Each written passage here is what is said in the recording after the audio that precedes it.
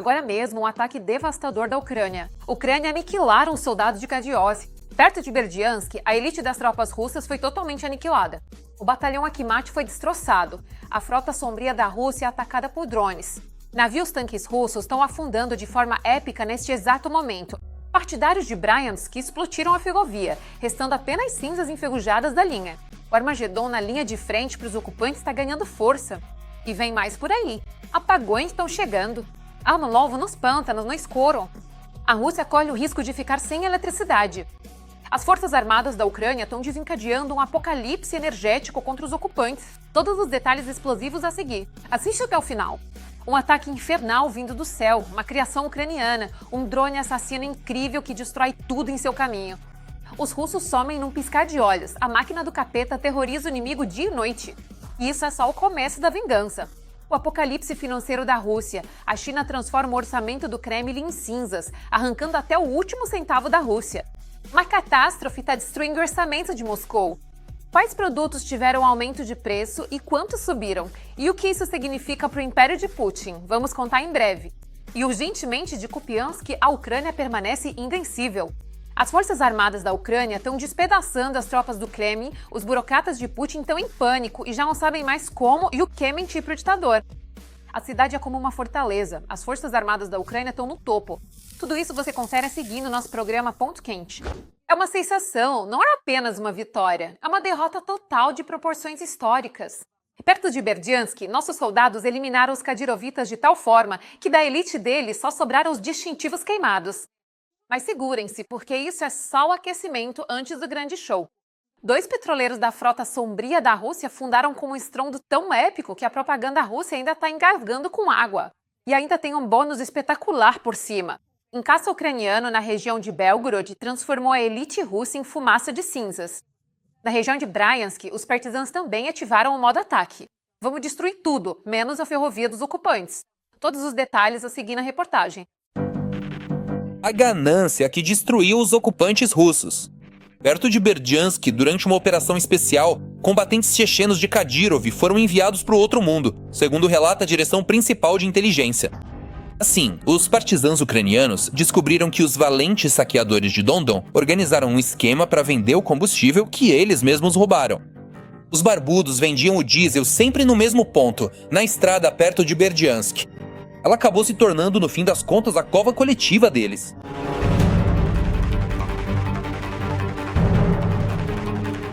Como resultado de ataques precisos, a direção principal de inteligência atingiu com sucesso 2 veículos nos quais os combatentes de Akhmat se deslocavam.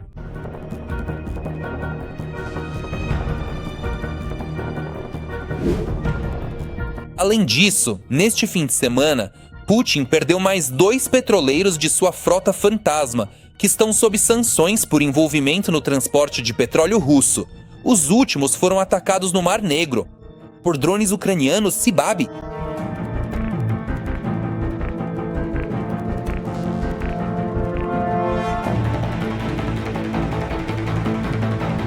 Os petroleiros Kairos Tanker e Verat encontraram-se com drones ucranianos.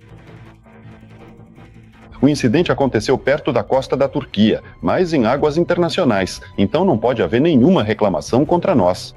Como isso aconteceu? Dizem que foram drones do Serviço de Segurança da Ucrânia, segundo fontes. Mas, ao que tudo indica, as fontes não são simples, são muito especiais, porque inclusive vazaram o vídeo. E esse ataque aos petroleiros russos, bem, de fato, não de jure, mas de fato, petroleiros russos, vai ter consequências simplesmente inacreditáveis.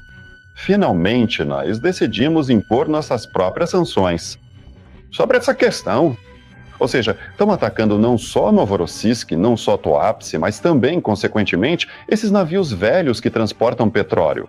Ou melhor, esses em particular não estão transportando, mas transportaram. Os russos não têm sossego nem no mar, nem em terra.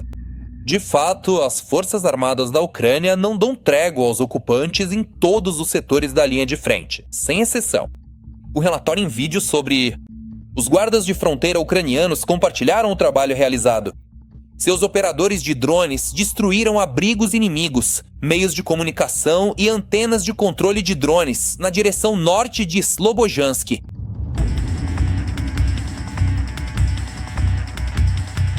Como resultado, o inimigo nessa direção praticamente perdeu seus ouvidos e olhos e, temporariamente, não pode conduzir operações de combate completas. A situação do inimigo também não é das melhores em sua própria retaguarda. Lá, nos arredores da vila de Mokraya Orlovka, na região de Belgorod, nosso caça MiG-29 da unidade Fantasma de Kiev realizou ataques de alta precisão contra o posto de comando dos ocupantes.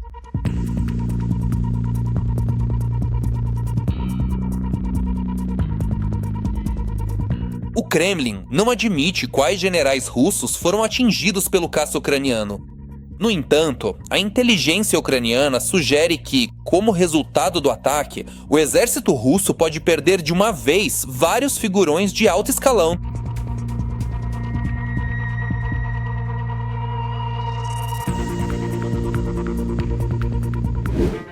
Mesmo assim, o exército russo continua fazendo cara de quem tá ganhando, mesmo com o jogo ruim. E tenta desesperadamente provar para o mundo inteiro, e ao que parece, principalmente para Putin, que a operação militar especial anunciada por Moscou está seguindo conforme o planejado. Assim, seguindo a velha e boa tradição, os porta-bandeiras russos tentaram hastear seu tricolor sobre o prédio de Volchansk. Como quem diz, o povoado já está sob controle dos ocupantes. Mas aí veio o problema. Um drone ucraniano não concordou com isso. Concordou. É como se estivéssemos enviando um sinal para o Vladimir Putin, e não só para ele, de que todas as suas histórias, de que tudo está indo conforme o plano, e que ele está em um estado de constante confiança, e que nada disso afeta. Só que, na verdade, a avaliação dele da situação está errada. E aqui estão imagens únicas, já do complexo terrestre ucraniano não tripulado. Equipado com uma metralhadora M2 Browning, ele encontrou veículos blindados russos no meio da noite na estrada. Blindados russos! Para os ocupantes, o encontro foi uma completa surpresa. E para a tripulação do NTLB e o próprio veículo blindado, foi a última missão de combate.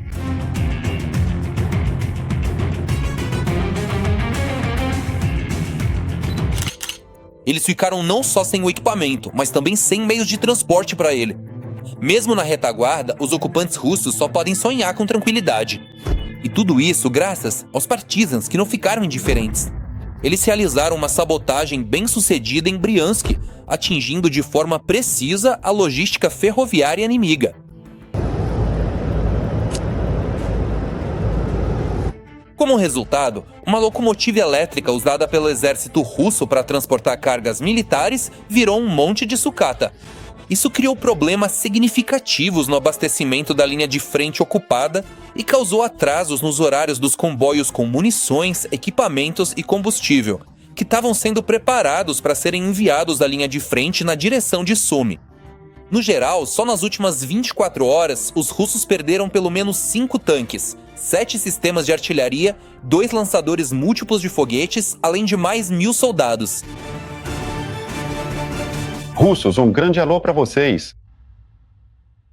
Os russos estão em pânico. Ano novo sem luz.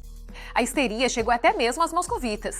As Forças Armadas da Ucrânia atacam o setor energético da Rússia, destruindo a infraestrutura em resposta às ações bárbaras dos ocupantes. A probabilidade de apagões prolongados nos pântanos está crescendo como uma avalanche. Os russos correm o risco de passar as festas completamente no escuro. As Forças Armadas da Ucrânia aumentam significativamente a quantidade e a eficácia dos ataques contra instalações russas de aquecimento e geração de energia elétrica.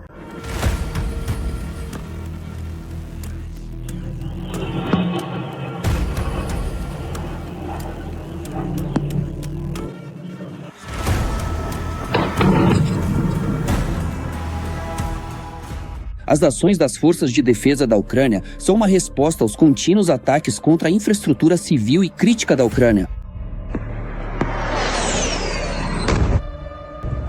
Para, de alguma forma, colocar esta guerra em uma situação de impasse, para mudar o rumo, é preciso aprender não só a repelir os ataques do inimigo na linha de frente, mas também a suprimir sua logística e sua aviação. Por isso foi necessário, e nem preciso dizer que é fundamental realizar ataques contra as empresas do complexo militar industrial e o sistema energético da Rússia. Ao tentar deixar os ucranianos sem luz, o ditador russo condena milhões de russos a um inverno escuro e gelado.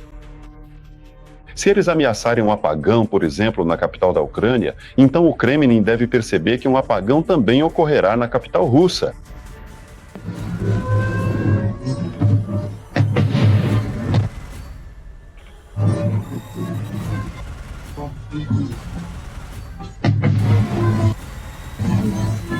Esta é Belgorod. Aqui, resumindo, não há eletricidade em lugar nenhum de Belgorod. No início de novembro, a Ucrânia lançou dezenas de ataques contra usinas de energia russas. Drones de longo alcance estão cortando o fornecimento de energia nas regiões ocupadas de Donetsk e da Crimeia.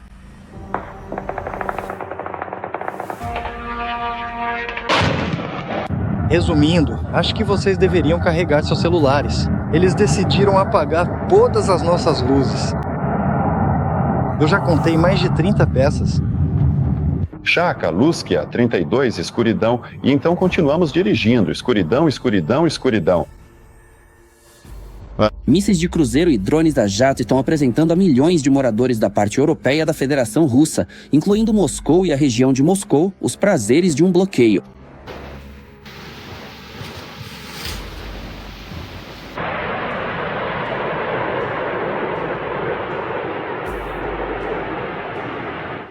Além das armas ucranianas, não se deve esquecer o fornecimento de armas ocidentais, que a Ucrânia também começou recentemente a usar contra território russo. A aprovação correspondente foi obtida. Portanto, podemos dizer que os territórios das regiões de Rostov, Kursk, Belgorod e Bryansk estão na zona de alcance dos ataques. Tanto de meios ocidentais de ataque, voltam a enfatizar ataques com Scalp, Storm Shadow, como também, consequentemente, a variante modernizada do sistema de mísseis antiaéreos S-200. Antes do início do inverno, a Ucrânia possui uma ampla variedade de armas potentes de longo alcance. Drones de ataque Bars, Pekla, Polyanitsa e FP-1, assim como mísseis de cruzeiro Flamingo e Long Neptune, alcançam as maiores cidades russas, incluindo instalações de aquecimento e fornecimento de energia de Moscou e São Petersburgo. Levando em conta as características climáticas da Federação Russa e as especificações táticas e técnicas dos meios de ataque do lado ucraniano, a Federação Russa espera um inverno rigoroso, tanto no sentido literal quanto no figurado da palavra. Em primeiro lugar, isso se refere às usinas termoelétricas e outras instalações industriais que sustentam a vida das grandes cidades russas.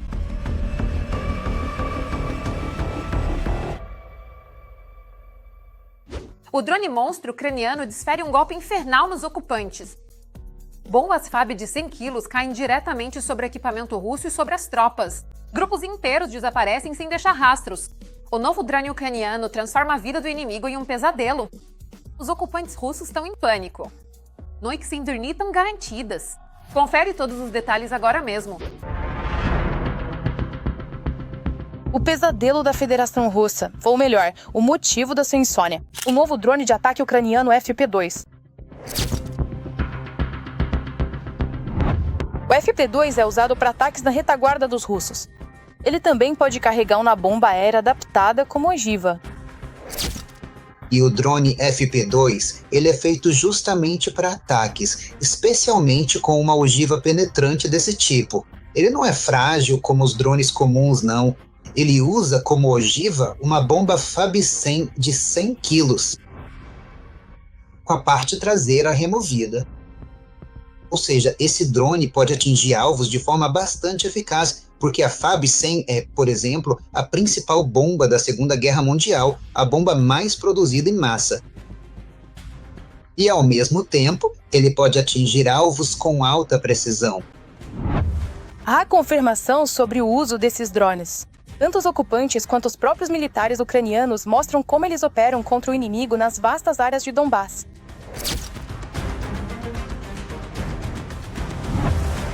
A marcação OFAP indica o caráter fragmentar explosivo do projétil, destinado a atingir alvos desprotegidos e pouco protegidos.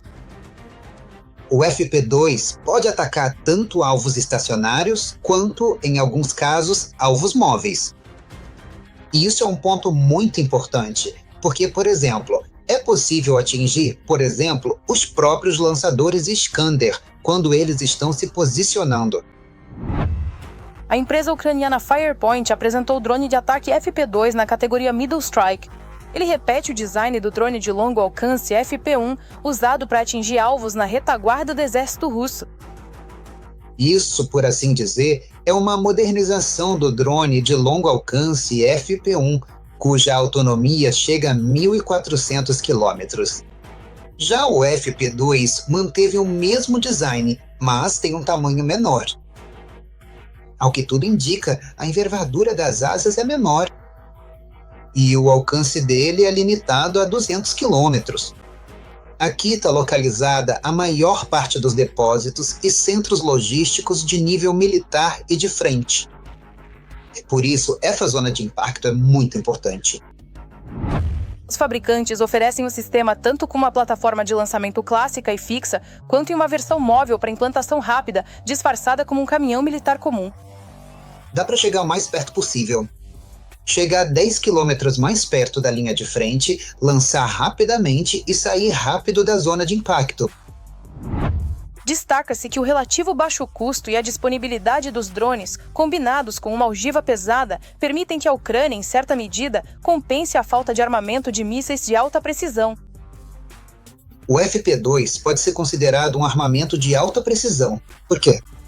Nele é instalada uma câmera na região, digamos assim, a cerca de 10 km da linha de frente é colocado um retransmissor, e esse drone voa como um FPV, ou seja, ele tem uma câmera a bordo e atinge o alvo de forma precisa. Ou seja, o operador vê o alvo antes de atingi-lo. Especialistas chamam a atenção para o fato de que, devido à baixa altitude de voo e ao uso em massa, os drones podem contornar e sobrecarregar os sistemas de defesa antiaérea do exército russo, o que, em certas situações, pode ter um efeito melhor do que os ataques dos complexos de mísseis HIMARS. A China está arrancando até o último centavo da Rússia. Com as sanções, os fornecedores chineses estão aumentando os preços dos produtos militares em quase 100%. O Kremlin está dependente e não pode fazer nada a respeito. O resultado é uma catástrofe financeira para os militares russos e para o orçamento do país.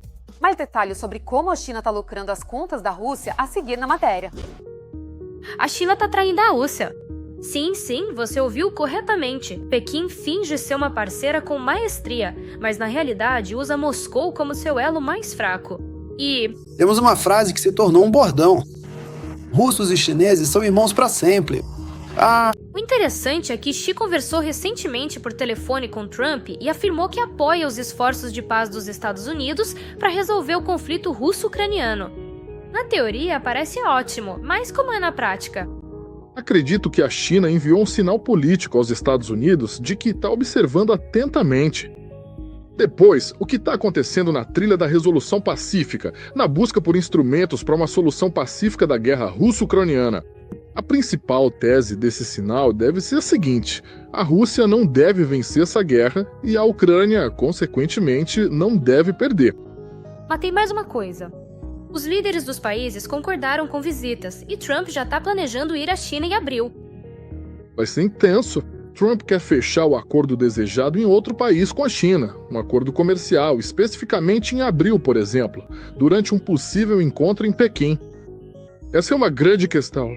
Na minha opinião, não há nada mais profundo, especialmente sobre o fim da guerra russo-ucraniana, nesses prazos, em abril de 2026, um encontro entre Xi Jinping e Trump em Pequim, isso não está em pauta. Mas o que a China está fazendo de errado em relação à Rússia? Parece que está tudo bem. A questão é que a China está lucrando muito com a Rússia.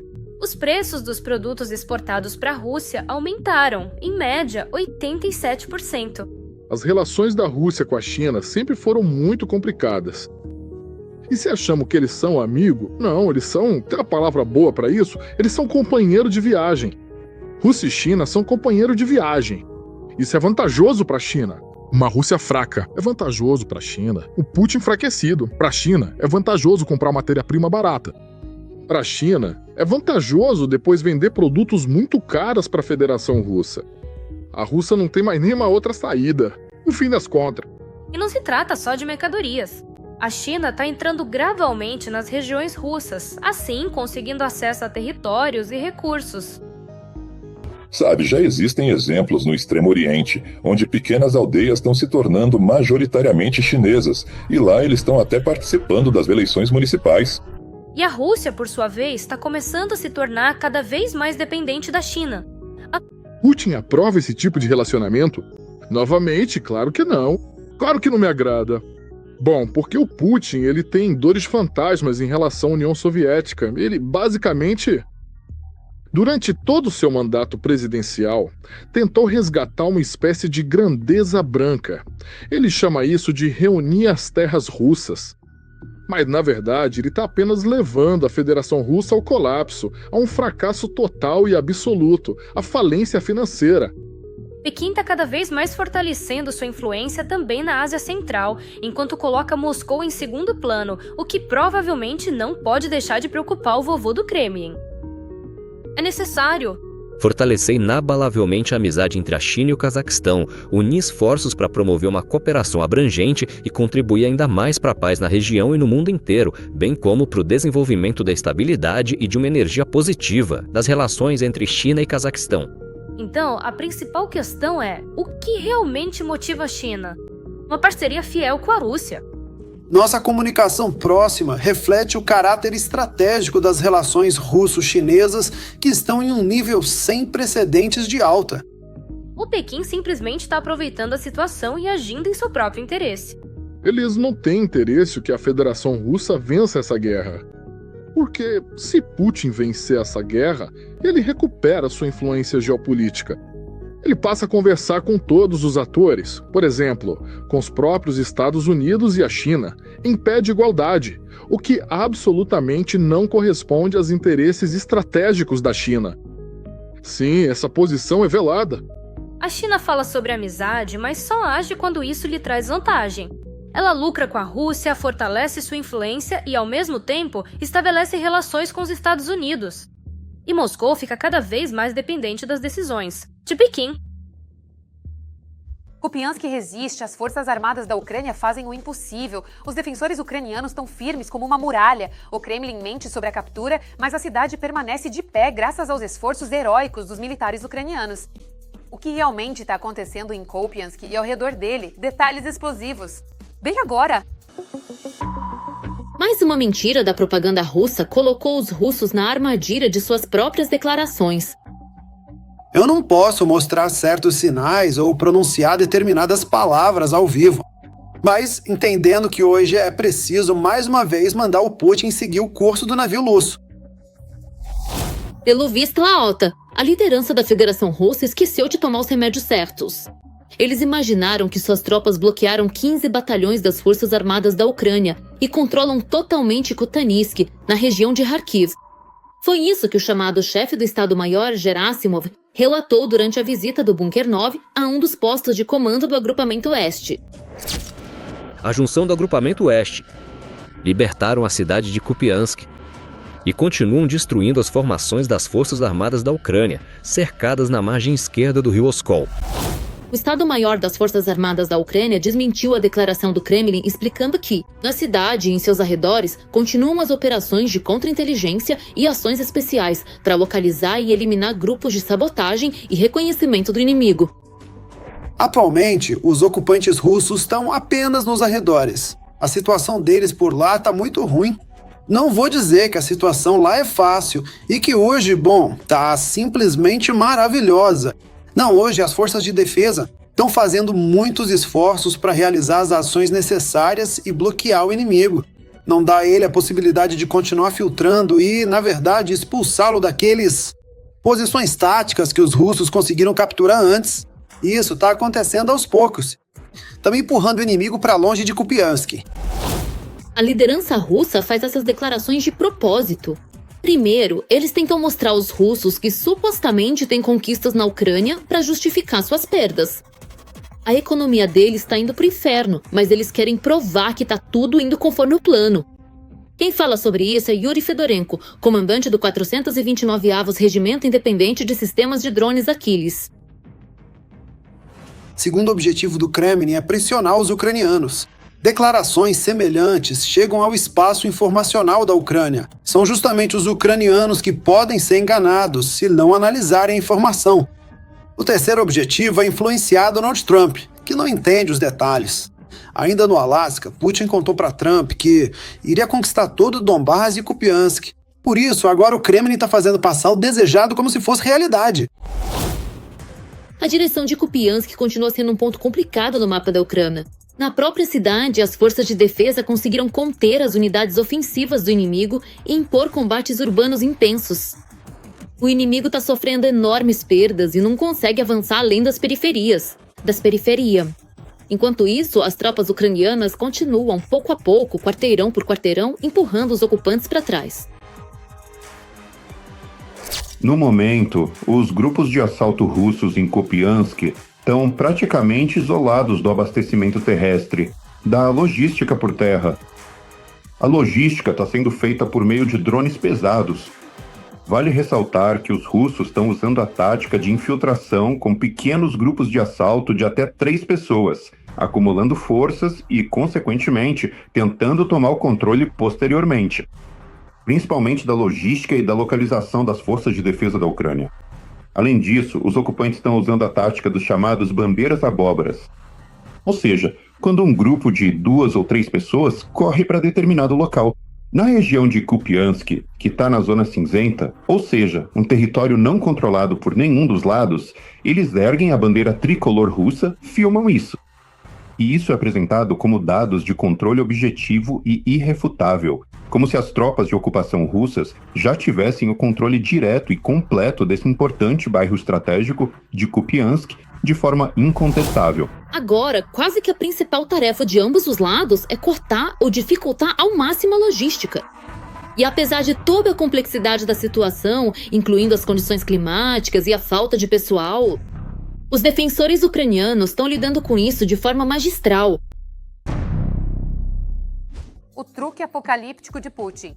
Um recorde de 40% do orçamento russo para 2026 e os próximos 3 anos está sendo jogado na fornalha insaciável da guerra e das forças de segurança.